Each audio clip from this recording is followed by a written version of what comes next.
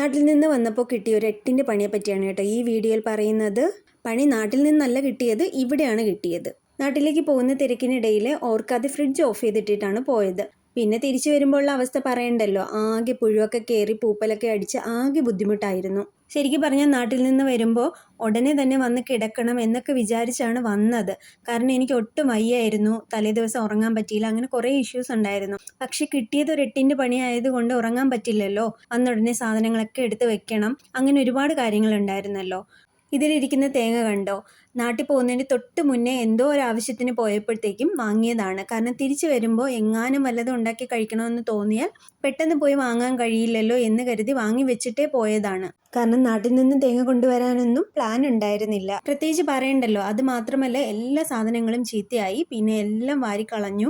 ഞാൻ എൻ്റെ ഫ്രിഡ്ജോ മറ്റ് സാധനങ്ങളോ വിനെഗറോ ബേക്കിംഗ് സോഡയോ ഒന്നും ഉപയോഗിച്ച് ക്ലീൻ ചെയ്യാറില്ല.